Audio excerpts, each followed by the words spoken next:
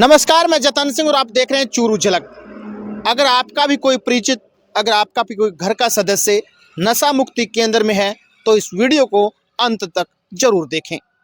जी हाँ, बात है राजगढ़ तहसील के गांव गोठा की, जहां पर एक नशा मुक्ति केंद्र चल रहा है। उसी नशा मुक्ति केंद्र से 5-6 युवक हैं, वो फरार होते हैं रात को, और इंदासर और भगेला गांव के बीच में इनके पद चिन्ह देखे जाते हैं।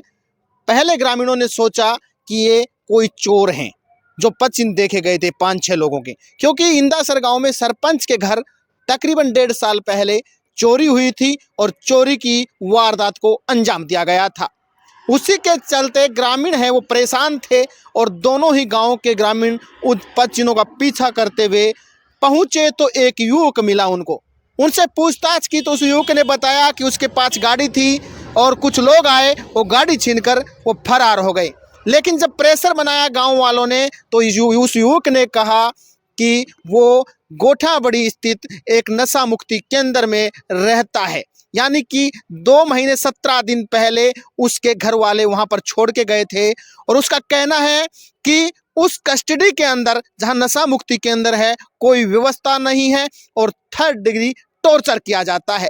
वो यातनाएं दी जाती हैं जिसे सुनकर रूह कांप जाएगी। उससे पहले मैं आगे बढ़ूं, इस युवक का बयान आपको सुनवाता हूं। नशा मुक्ति केंद्र में जो सरकारी है ना वो तो है बढ़िया, जो प्राइवेट नशा मुक्ति केंद्र है वो 3rd डिग्री टॉर्चर है और खाना तो बिल्कुल ही बहुत भद्दा दिया जाता है। कहते हैं एहसास कराना पड़ता है, घर पे बात भी नहीं करवाते मेंबर की। जो किसी नशा मुक्ति केंद्र में लेके आते ना वो कुछ आप कौन सी नशा मुक्ति में थे? हम जी जो सूर्य फाउंडेशन में। यहाँ पर है? हाँ जी, गोठिया में है। हाँ जी। कितना सभी का बहुत बुरा हाल है जी, सभी सेंटर का यही हाल है जी, बहुत बुरा हाल है। पुलिस भी कोई कार्रवाई नहीं कर रही है। विक्रम पाल का यह बयान तो आपने सुना। विक्रम पाल फतेहाबाद जिले का नारोडी गांव का रहने वाला था। कहते हैं उसके परिवार वाले वो शराब का नशा करता था तो वो नशा मुक्ति केंद्र में छोड़ गया। लेकिन आज रोते हुए विक्रम पाल ने हमें बताया कि नशा मुक्ति केंद्र के अंदर कोई व्यवस्था नहीं है, कोई डॉक्टर नहीं है और इतनी यातनाएं दी जाती हैं कि आपका रूह तक कांप जाएगी। अब सोचने वाली बात यह है कि राजगढ़ क्षेत्र में धड़ल्ले से चले नशा मुक्ति केंद्रों में कितनी व्यवस्थाएं हैं। प्रशासन को इसका कहीं ना कहीं जायजा लेना चाहिए और जांच करनी चाहिए। क्या डॉक्टर की टीम नशा मुक्ति केंद्र में होती है या नहीं भी? और बता दूं आपको, यातनाओं से कोई नशा नहीं छोड़ता, नशा मेडिसिन और उसके कहीं ना कहीं इलाज से छोड़ा जाता है। आमतौर पर इस युवक का कहना है कि इस नशा मुक्ति केंद्र में हर युवक को, जहां पर कोई भी इस नशा मुक्ति केंद्र में था, उसे पीटा जाता था, उसे यातनाएं दी जाती थी। और आपको बता दें, इस युवक को जैसे ही इंदासर गांव के लोगों ने पकड़ा तो पुलिस के हवाले कर दिया। पुलिस ने युवक से पूछताछ की, नशा मुक्ति केंद्र वालों को भी बुलाया, उसके परिवार के सदस्य आए। हालांकि उन्होंने कोई लिखित में रिपोर्ट नहीं दी तो युवक को वहां से जाने दिया। लेकिन सबसे बड़ा सवाल अब आपको सोचना है कि आपका कोई परिचित या आपके आसपास कोई ऐसा नशा मुक्ति केंद्र चल रहा है जिसमें इस तरह की यातनाएं दी जाती हैं। युवक का कहना था कि समय पर कोई खाना तक नहीं दिया जाता था और खाना देते थे तो ऐसा था कि हर कोई उसे खा नहीं सकता।